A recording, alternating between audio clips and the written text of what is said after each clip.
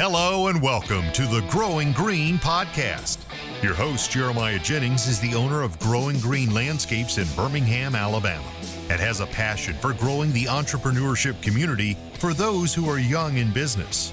Being a business owner isn't easy, especially in the early years, and that's why in this show we dive into a wide range of topics covering all the challenges small business owners deal with. Even if your company is generating $1 million or more, the stories from our great guest and Jeremiah's own firsthand experiences will propel your business forward. And now, here's your host, Jeremiah Jennings. What's going on, everybody? Thanks for tuning into the episode today here on the Growing Green podcast. We are in Hotlanta at Sync Live. We're on the showroom floor hanging out with my buddy Jay Worth from Single Lops, my new buddy. Yeah. Just got to meet in person. Paul's walking around videoing. What's up, Paul? Well, hey, they can't hear you. Oh, yeah. Come on, you're such a rookie. What's up, guys? Yeah, Paul said what's up. But anyway, we're hanging out here in Atlanta at Sync Live. This is going to be a really fun event. Just starting today.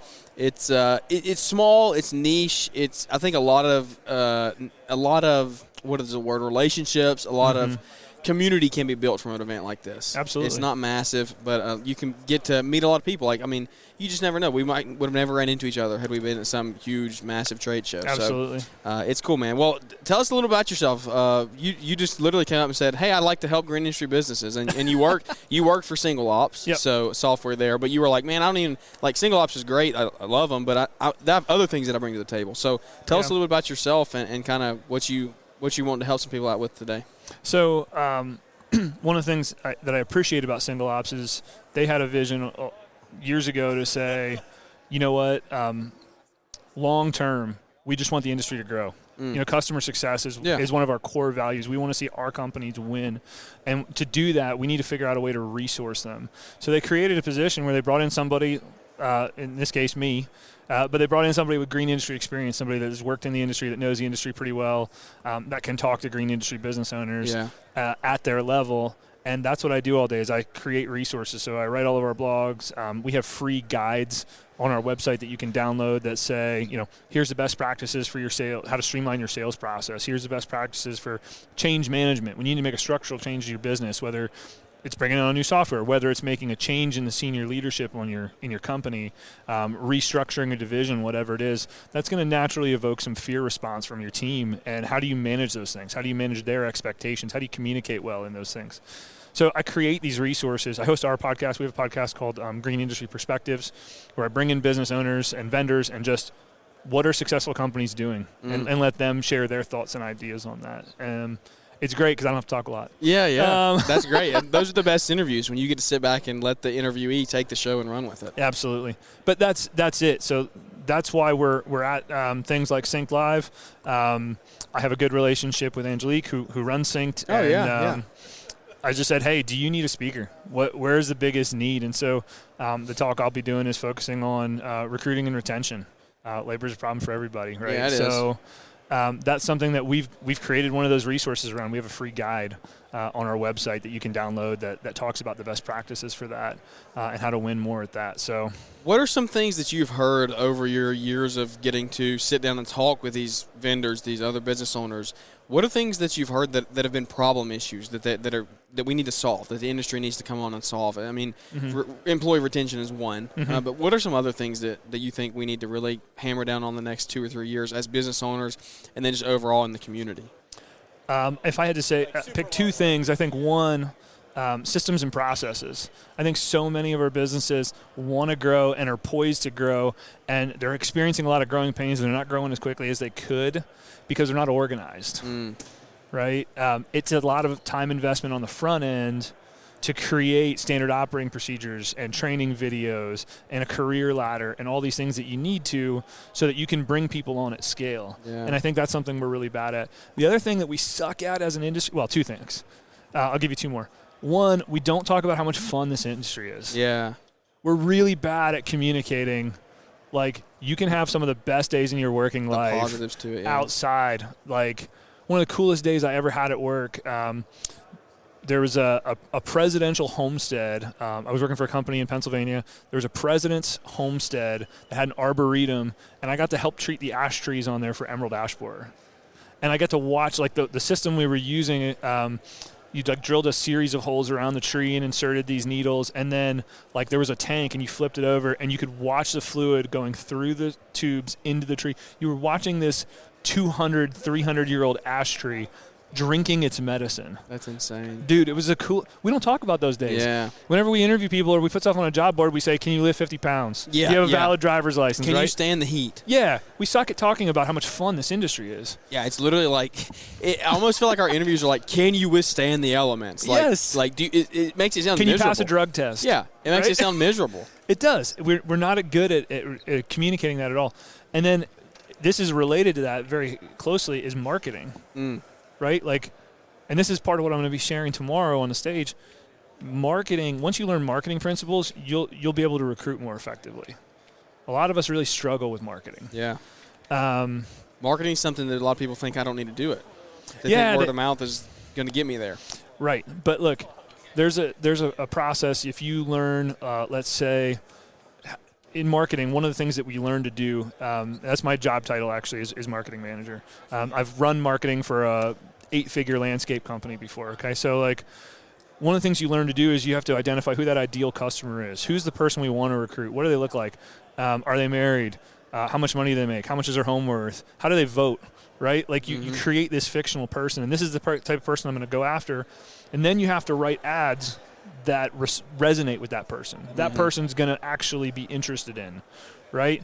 So I'll give you a great example. I had a company I did some consulting with. They wanted to grow their lawn care, fertilization, weed control, business. And so I did some consulting with them, and they said, well, we can't figure out, what really is important to these people. So can you do this analysis? So I did that, and I paired it with a competitive analysis. I started looking at the other lawn care companies in their area. And what I found was there was a ton of these organic lawn care companies. There was like 3 or 4 in this little like hour radius of each other, which is really odd. So then when I started digging into what type of person lives in their community, it was a middle-aged female that votes Democratic. Wow. Right? Well, of course there's a lot of lawn care. Those lawn care companies have already figured it out. Yeah. Right? If we got really good at that, you can understand that you just apply those principles to who comes to work for you, right? Like, what is my rock star, like the 3 or 4 core people on my team, what do they have in common? Yeah. Why do they come to work for me? What appeals to them about our job? And then you write ads that they would enjoy because you're going to recruit more of those people, like-minded people, if that makes sense. So learning those principles of marketing and really applying that to your recruiting process. And then once you've learned them, of course, you can use it to help to grow your business as well. It's killing 2 birds with 1 stone. So let's circle back to what you said a few minutes ago. Talking about systems and processes. Systems and processes, I think, are absolutely crucial. It's something that I'm trying to implement in my business more this year, and I want more and more people to be doing it. So it starts with CRMs. That's where everybody's like, oh, get a good CRM. Get that system in there. Get your invoicing electronic. Get your card on files, all that stuff. Let's get into the hiring process, I guess you could say, because employee retention is hard. But I think a lot of us small business owners don't build a company that employees want to work in. right.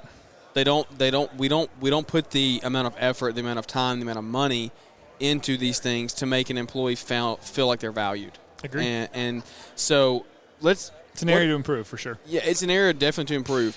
What does it look like? You said creating training videos to scale a company. Like, would you recommend small business owners, like 1, 2, 3 people, should you start those videos now and start them even when you're small, or do you think?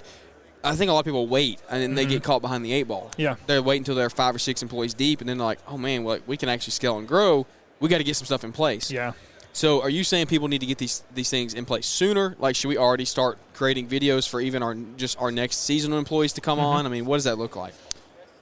I'll say 2 things. One, you mentioned the CRM, and I just want to put this thought out there.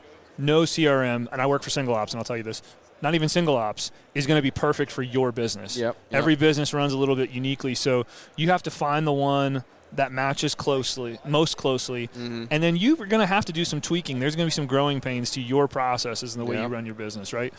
Having said that, though, like if you have a specific way, and I'm talking everything, like this is where I want you to park, right? Like new employees don't know where to park on day one, right? Like this is where I want you to park. This is how I want the trailer hitch, right? Like this is how you wrap the chains. This is how you secure the equipment on the trailer. Yeah.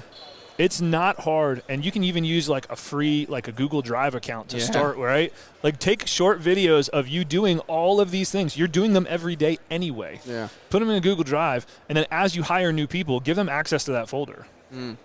And say, and just label the video like, this is how you hitch the trailer. This is how you, this is how you secure the weed eater to the trailer. This is how you secure the wheelbarrows. This is how, I think just doing that sets you up for success. And then there's no reason you can't share that with your new hire vids before they start. Yeah. Right? Because especially if each video is like 2 or 3 minutes. They should know this coming in, Yeah, they're going to hit the ground and be more productive. They're going to be ramped so much more quickly, and you're going to be getting billable hours out of them much faster than you would if you just waited to do it. Now, you might want to like take the time to like type it out as well. Yeah. Like if you have somebody helping you with the office work. If not, that might be more time consuming, and you just need to like. It's the same way you eat an elephant, right? Like just one step at a time. Just set aside a half an hour a week. AI. AI. You need to be using AI. I mean, it's funny, but like AI is coming on the scene. Business owners should be using AI for that type of stuff. You should be able to take your videos, run them through a transcribing app or what. There's plenty of softwares out there. Put it into AI. Tell AI to generate it into what an employee would read it like. Take that, copy paste it, print it. Yeah. And there's your whole. I mean, like you can save so much time. Yeah.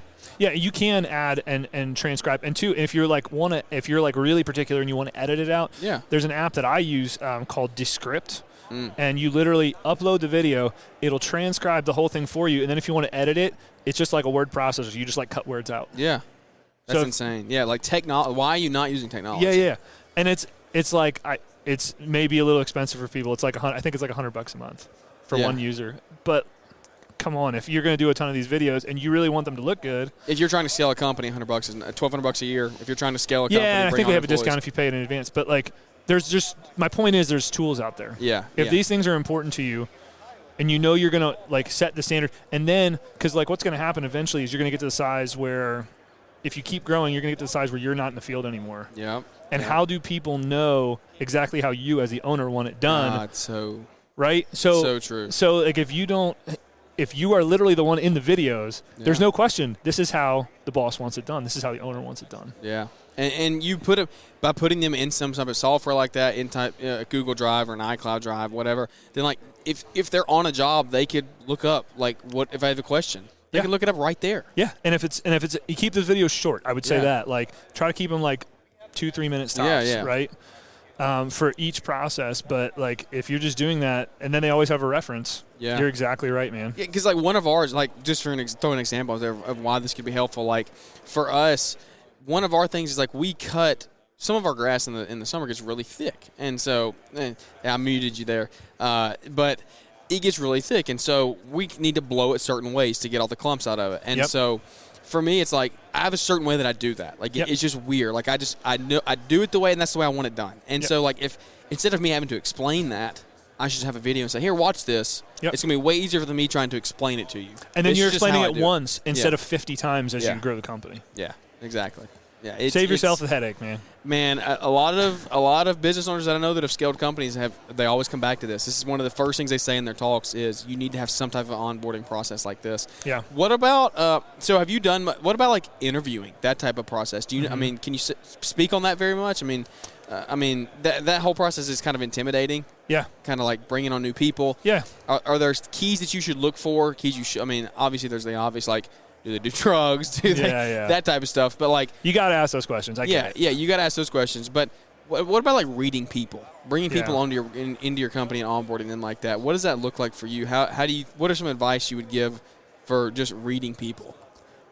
I would say the first place you need to start, and this is where my head is at, is like your company needs value. Like you need to have something that you can communicate internally to your existing employees, but also to prospective hires and say, this is what our company's about. These are the values that we have, right? And some people call them core values, company values, whatever you call them. what are the things that are absolute like deal breakers for us? Mm-hmm. If someone doesn't have this, I don't want them working for me, right?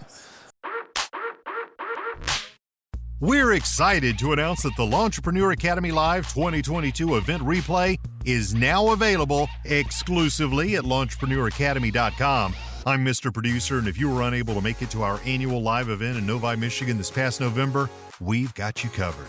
Get instant access to the live speeches and keynotes from this amazing event and take in tons of knowledge and information from some of the biggest leaders and business owners in the green industry. Hear insights from Mark Bradley, Troy Claude, Paver Pete, James Mansky, and so many others.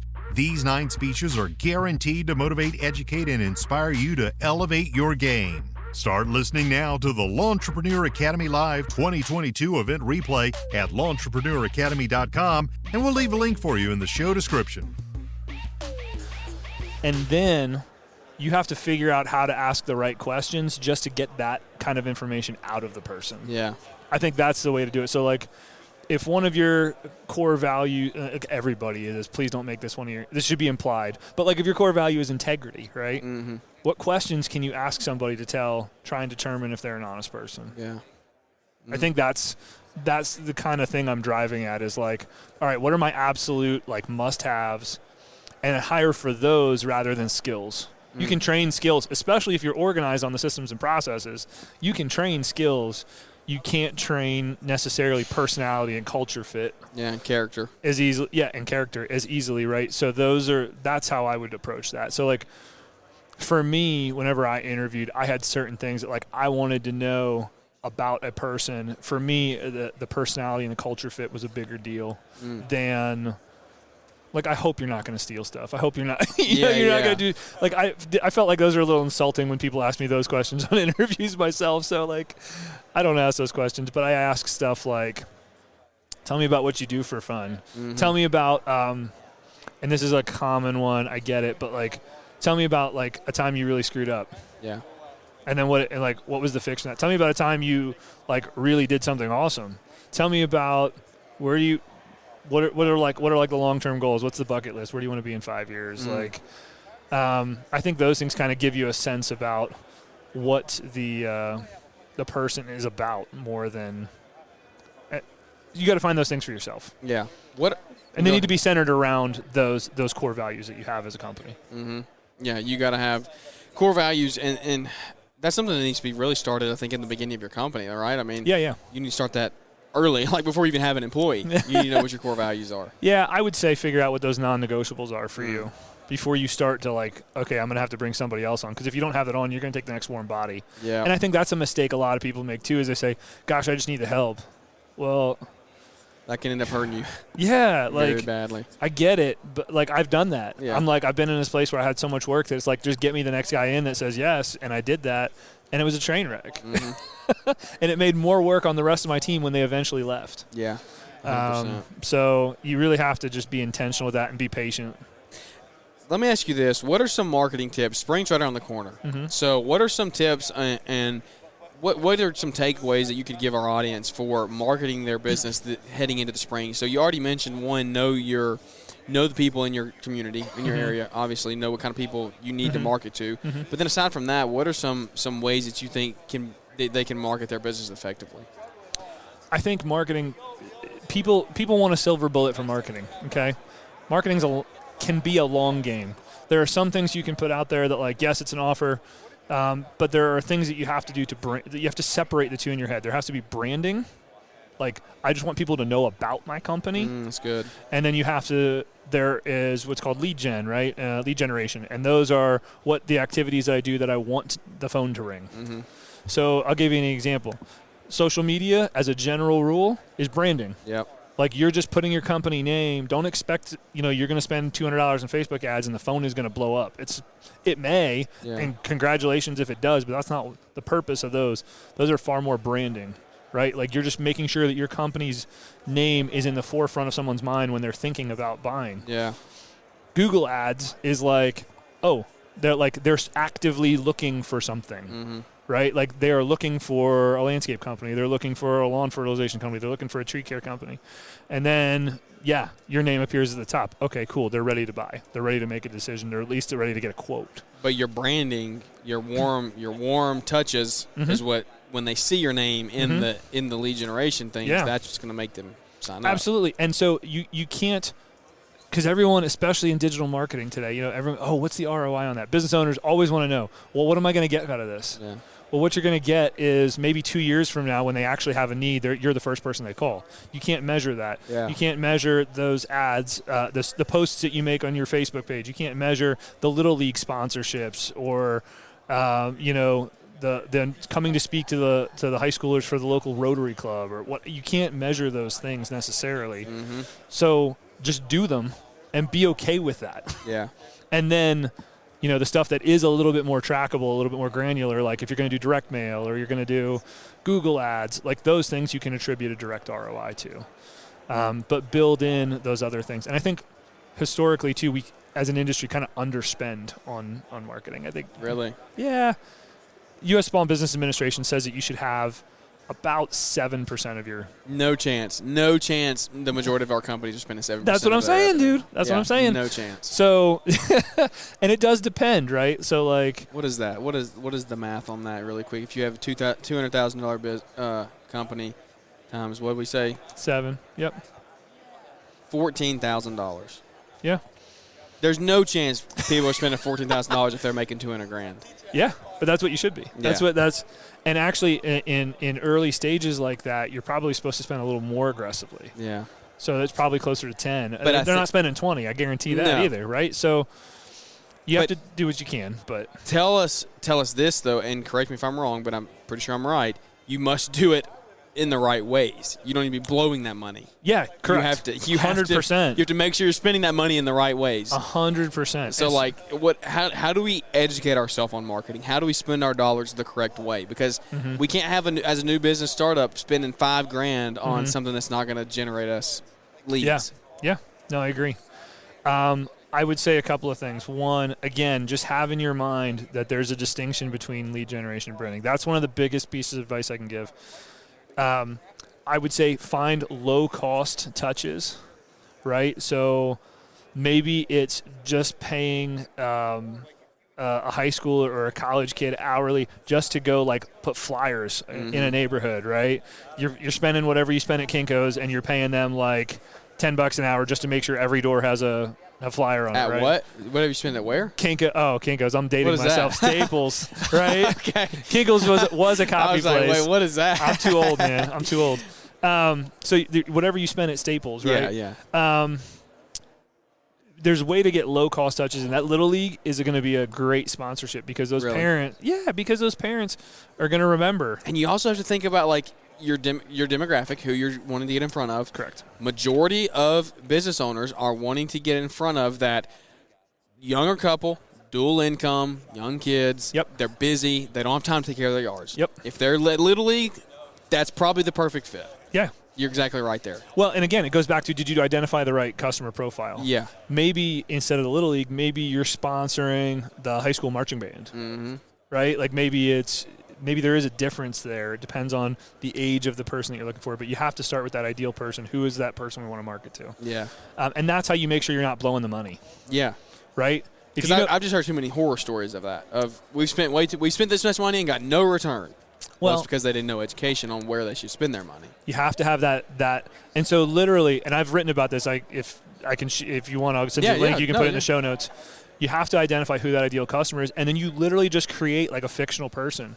So when I did this consulting I was telling you about, I literally found a photo of some random woman on a stock photo website, and I put her picture at the top, and I was like, these are the things that are important to her. So whenever you're creating a marketing message, make sure it's going to this woman, right? And usually you name them, I think hers was Nurse Nancy or something like that, medical. There was a lot of medical professionals in the area too. Yeah. So would Nurse Nancy buy based on that message? Right? Wow, that's good. Is Nurse Nancy going to be excited that you rolled out electric mowers. Yeah. Yeah, based on that customer profile where, environmental concerns were very important to them, yeah, she would have been, right? Yeah. So, like, you just have to make sure that whatever you're doing, you keep that person in mind. Is that person and their values, and those are different than your values. Yeah. Like, you don't have to like them as a business owner. You don't have to like those messages. I did that one time. I did a postcard, and we sent it out to like, I don't know, 100,000 houses. And holy cow! And well, it was a big landscape company. It was full service landscaper, 8 figures. I mean, it was a big company. Yeah. And this guy came to me, and the owner came up to me, and he's holding the postcard, and he looks at me, and he goes, "Who's responsible for this?" And I was like, "Me." And he's like, "I don't like it." And I said, "Sorry." Yeah. I said, "But it's not for you." Yeah. And then he looked at me and he goes, "Yeah, I guess I don't have to, do I?" And I was like, Yeah. "There you go. You understand now." Yeah. Right? So it doesn't matter necessarily if you agree with the messaging on there, if you're like excited about it. Is the person whose money you're trying to part, you're trying to get them to part with their money, are they going to be excited about that message? Yeah. That's how you keep from wasting money with that marketing budget. Do you have any resources or anything that you could share for people to find out how they can find out their demographics of their area? Like who lives around them? Like, how do you find that stuff out? So I actually there's a company called Qubit, Cubit, and they send out, or you can buy it from them. I think it was like for the city and or for the state I was in, the state that this company was in. It had it broken down by county and by city, and it gives you all the demographics you could possibly want. The only thing I had to go look up later it even told you like how many houses sat vacant. Really? It was crazy the level of detail I got from this thing. But it tells you the breakdown of male versus female. It tells you the breakdown how many kids there are in the house under 18, how many kids there are in the house total. Like, so you might see somebody like, okay, there's 2 people in this house, but and they have 2 kids, but none of them are home. Like, it gives you which is like such valuable information, because like when you're putting your estimates, your bids together, like if you know that stuff, it just makes such a difference. Yeah, and it didn't give me every resident of the state, right? It gave you the macro data. So it was like, there are this many married couples that have kids, but the kids are out of the house. Yeah, you have the general. Yeah, and it broke it down by city. So I could just say, they said, hey, we want to focus on these 6 cities. And I was like, all right, cool. And then I took that and compiled all that data. The only thing I had to go look up was voter regregistration, Republican versus Democrat. I had to go look that up. And I just put that on the same spreadsheet that I was already compiling for them. Yeah. Because I had to – the spreadsheet was super big and super confusing, so I took it and I simplified it with the key metrics that they were looking for. That's good. So how long have you been in the landscape the green industry? A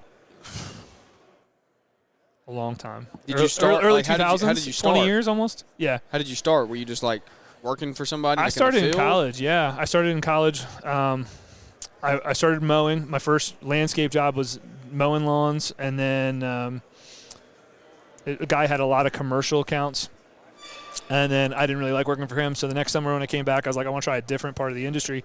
And I found a full-service landscaper, and I learned everything that summer, man. I was installing decks. I was installing patios. I was doing edging and mulching. We even did we poured an exposed aggregate concrete patio twice because we screwed it up the first time. Oh, no. Yeah, and it was down a hill, dude. It was bad. Anyway, so wheelbarrows up and down the hill to the cement truck. It was awful. But I should have brought in one of those the boom pour things, though. Well, we already lost money on it because we screwed it up the first time. We had to re-pour it, right? So, yeah, y'all were just you were wheelbarrowing, buddy. Yeah, absolutely.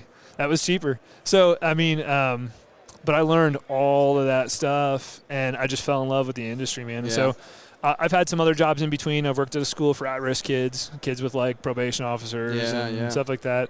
I actually had a job in advertising sales, and I've worked at a marketing agency, but outside of that, almost all of it's been in the green industry. I actually did door-to-door sales for 6 years. Yeah, selling fertilization weed control for a national company. Not True Green. I'll just put that out there. It wasn't True Green. Okay.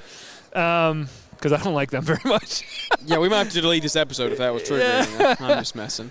But yeah, so I did. It was at the time it was Scott's Lawn Service before. Oh yeah. Before True Green bought them out. So. Yeah. So I spent 6 years in total doing that. And then when I left there, I went to work for a large local kind of regional landscape company. Like I said, it was when I started there, it was $10 million. When I left 5 years later, they cleared 14. Wow. It was big. It was a big company. And then I landed at Single Ops. So I've been in the industry most of my adult life, man, and I love it. Every time I leave, I come back to it because it's like, it's not satisfying when I work I've tried working in marketing and in sales, and it's just not as satisfying as working with green folks, man. That's awesome, man. I love the community we have built here. It's cool that we can sit down and just have these conversations, build these relationships. For sure. The community's growing every single day. Absolutely. And we say we do it. Despite the fact that we suck about talking about it. Yeah. You're right. So. You're exactly right. Well, where can everybody find you or keep up with you or read your blogs or whatever if you want to hear more about you? SingleOps.com /blog is a great place to do that. If you go to our website, I'm not a fan of our website. We're going to be redoing it this year. But there's, from a marketing guy, if you go to it right now, as of February 6th, 2023, there's a little 4 dots in the corner of the website, in the top corner of the website. If you click on that, you'll get a drop-down menu, and there's a tab that says resources. So if you click on that, you can find our podcast there. You can find our guides. I've written guides on streamlining your sales processes, how to market. So a lot of the conversation we had today is in those blogs. You can go download that guide, and then at the bottom there's a link to the long-form blogs on each page. So you can do that. Change management, how to use reporting, like what reports you should be tracking as a business owner and why they're important, or not just the owner. If you're an office manager, if you're an operations manager, what reports do you need to really have your head around? Download that, and then there's one on employee recruiting and retention as well. So huge things that we need to be talking about more. The industry needs to be talking about them more, and you as a small business owner need to be talking about them as well. So, man, thanks for your time today. It's been a really cool interview. Yeah, it's been a lot of fun, man. Thanks for having me on. Absolutely. Well, guys, thanks for listening. I hope the show helped you in some way, shape, or form. We just try to bring value, bring entertainment, and have a good time hanging out together. Thanks to Saint for letting us podcast and record here from the showroom floor. Everybody's kind of getting busy. People are walking in and walking around, so it's cool to see that. And we hope that this show was of benefit to a lot of you that got to come by. And if you enjoyed this interview, leave us a big 5-star rating or review, and we look forward to catching up with everybody here on the next episode. The Know Your Numbers Profitability and Pricing Calculator is here. Are you tired of uncertain profits? Then get the tools you need to price your lawns correctly. Recover overhead, calculate man-hour rates, and budget for success. Exclusively at Lawntrepreneur Academy, this brand new resource is guaranteed to give you the confidence you need to run a profitable business. Get started now with the Know Your Numbers Profitability and Pricing Calculator at LawnTrepreneurAcademy.com.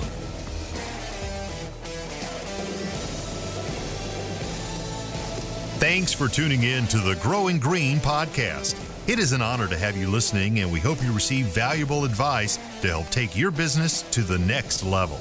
Don't forget to follow the podcast so you'll be notified when our next episode drops.